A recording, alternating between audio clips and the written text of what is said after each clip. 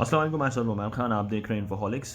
और ये आज की वीडियो जो है वो बहुत मज़े की है और बहुत आप कह लें कि इस हवाले से काफ़ी क्वेश्चंस आते हैं और एक छोटी सी ट्रिक होती है जो नहीं पता होती।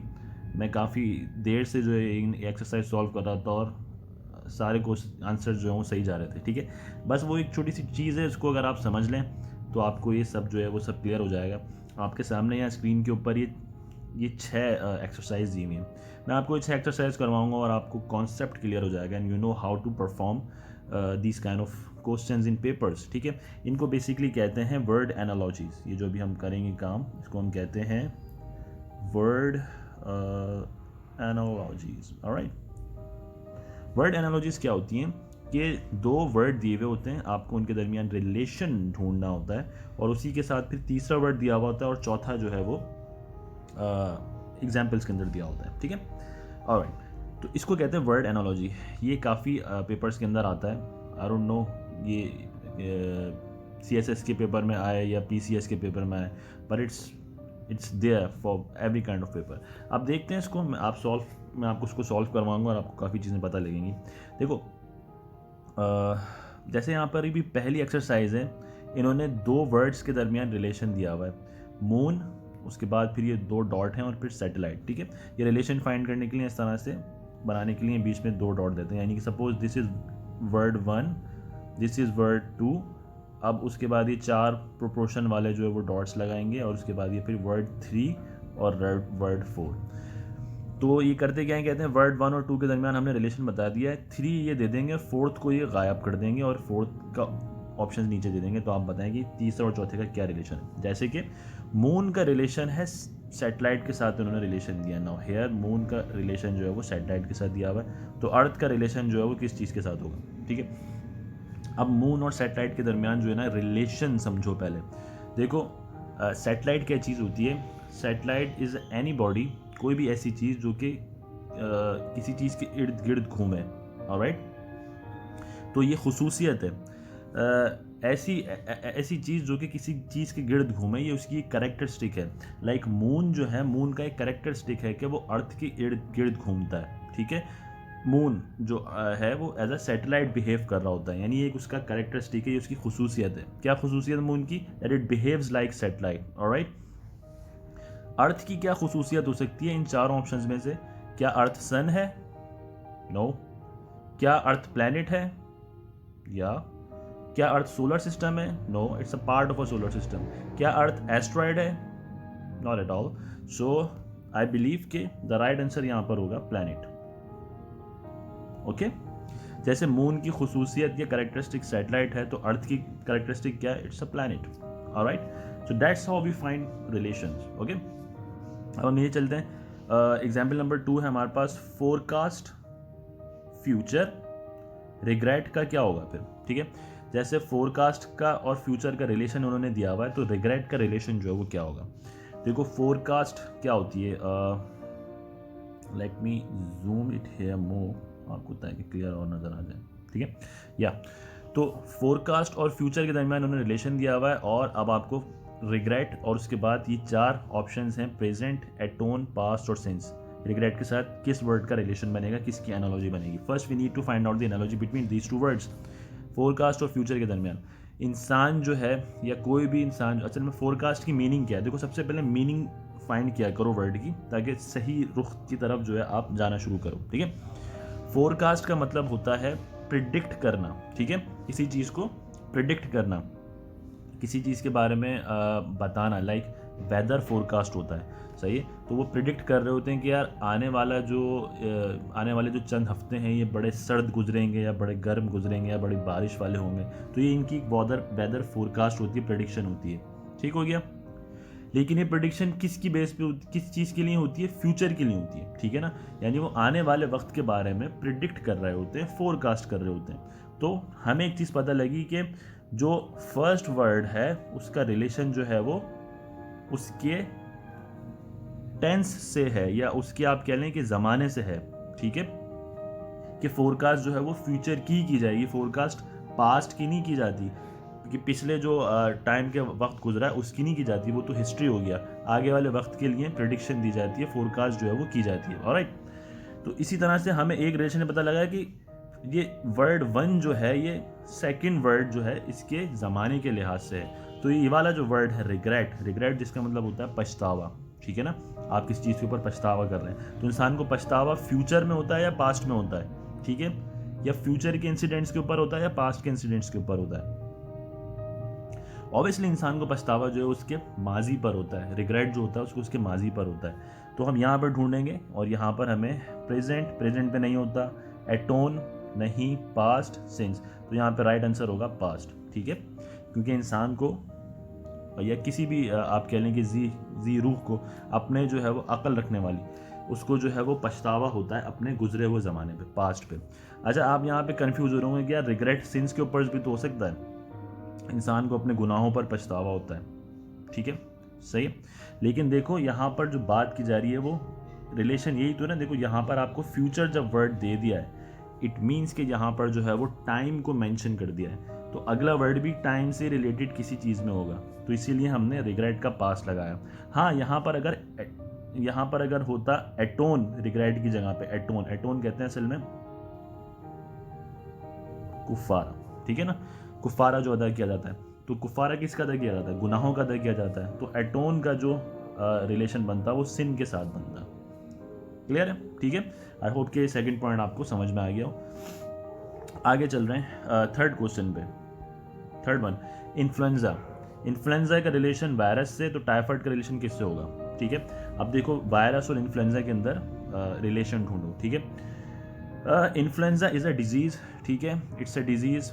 Influenza basically is a causative agent, जिसकी वजह से डिजीज, इन्फ्लुएंजा डिजीज हो जाती है, फ्लू हो जाता है, ठीक है।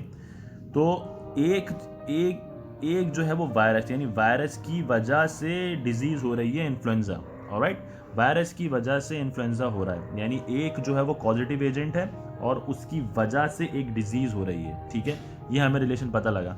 तो टाइफाइड किसकी वजह से हो रहा होगा, टाइफाइड भी तो एक डिजीज है ना, ठीक है, जैसे इन्फ्लुएंजा वायरस की वजह से हो रहा है, तो टाइफाइड किसकी वजह से हो रहा है, वो हमें ढूंढना है। क्या बैसिलस की वजह से हो रहा है, नहीं, ये तो बैक्टीरिया की एक शेप है बैसिलस। अब जो आप में से साइंस के स्टूडेंट्स हैं वो इस क्वेश्चन को जो है वो समझ रहे होंगे बिल्कुल मेरी तरह। बैसिलस जो है वो तो एक बैक्टीरिया की शेप होती है, ऑलराइट। पैरासाइट्स नहीं, पैरासाइट्स की वजह से जो है वो नहीं होता। प्रोटोजोआज, नो, प्रोटोजोआज की वजह से नहीं होता। बैक्टीरिया, यस, बैक्टीरिया की वजह से टाइफाइड होता है, ठीक है। सैल्मोनेला टाइफाई जो एक खास किस्म का बैक्टीरिया है उसकी वजह से टाइफाइड होता है। तो जैसे वायरस की वजह से इन्फ्लुएंजा होता है, ऐसी बैक्टीरिया की वजह से टाइफाइड हो जाता है। तो D is the right answer. Clear है, ऐसे आपको रिलेशन ढूंढ के लॉजिक लगा के करना होगा काम। आगे हम चलते हैं question number 4। Okay, question number 4 में आपको zoom it a little bit more, alright, question number 4 में आपको दिख रहा है फियर का रिलेशन थ्रेट से, तो एंगर का रिलेशन किससे होगा, ठीक है। अब फियर और थ्रेट के दरमियान हम रिलेशन मालूम करते हैं। फियर क्या चीज़ है, डर, ठीक है, मुझे डर लग गया, और ये डर लगा किस चीज़ की वजह से, थ्रेट की वजह से, ठीक है। थ्रेट कहते हैं धमकी देने को, किसी ने आके आपको धमकी दी बड़ी तड़ाकेदार और आपको क्या चीज़ पैदा हुई, फियर पैदा हुई। तो जो वर्ड 2 है उसकी वजह से वर्ड 1 पैदा हो रहा है, ये रिलेशन हमें पता लग गया, ऑलराइट। वर्ड 2 की वजह से वर्ड 1 जो है वो क्रिएट हो रहा है, या वो कह लेंगे पैदा हो रहा है, ठीक है। तो अब एंगर जो है वो किस चीज़ की वजह से पैदा होगा, हमने वो वर्ड अब फाइंड करना है।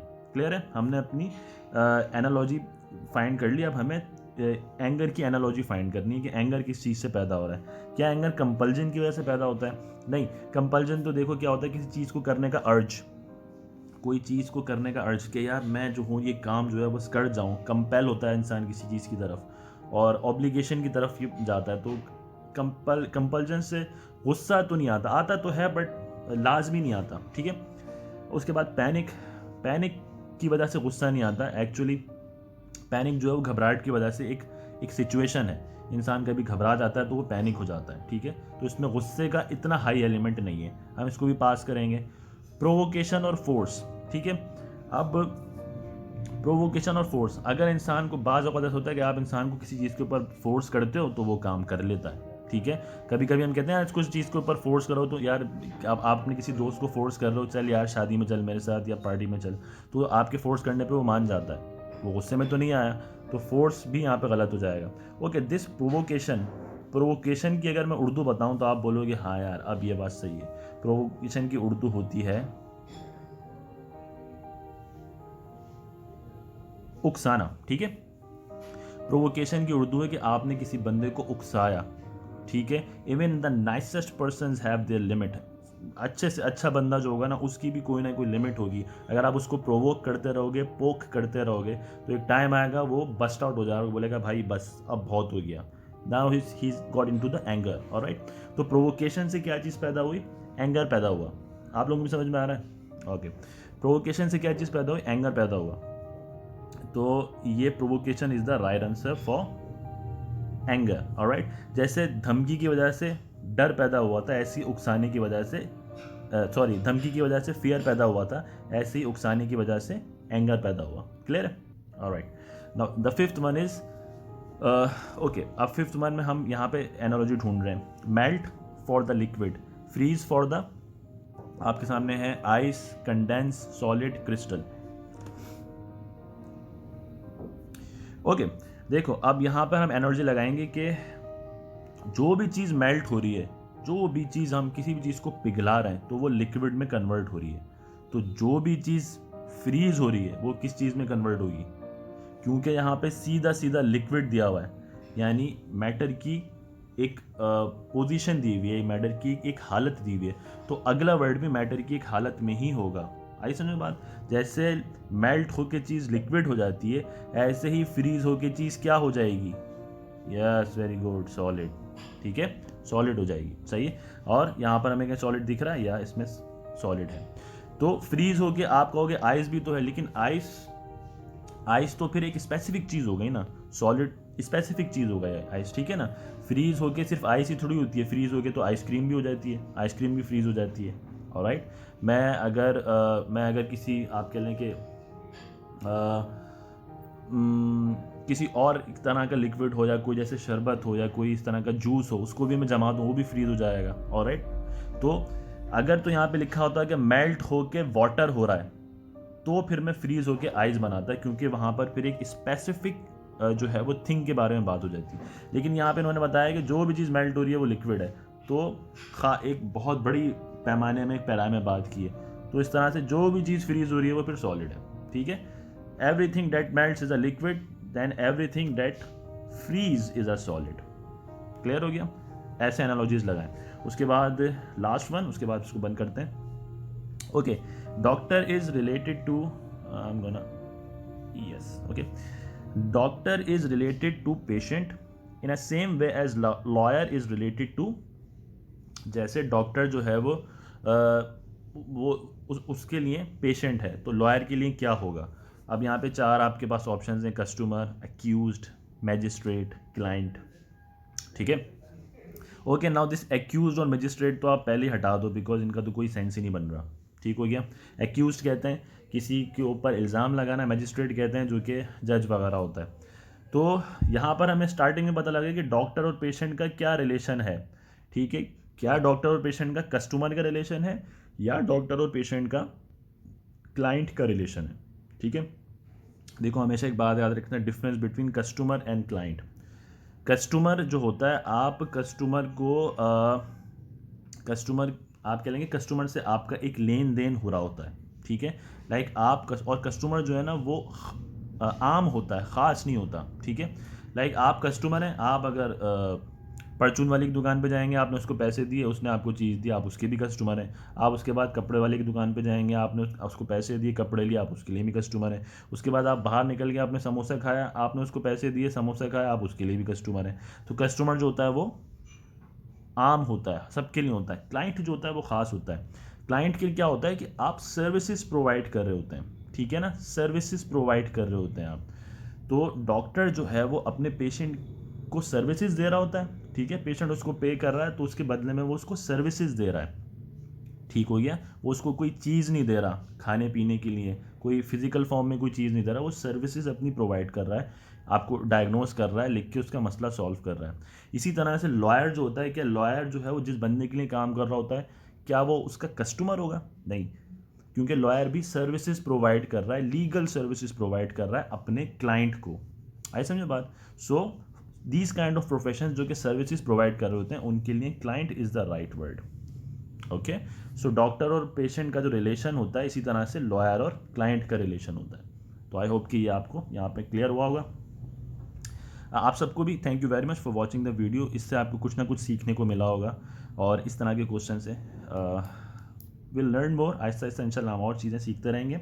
इस तरह के जो भी आपको क्वेश्चंस मिले, उनकी जो है आप तैयारी कीजिए और इसको बार बार देखिए ताकि कॉन्सेप्ट्स आपके जो हैं वो क्लियर हो जाएं। ठीक है, till then take care yourself.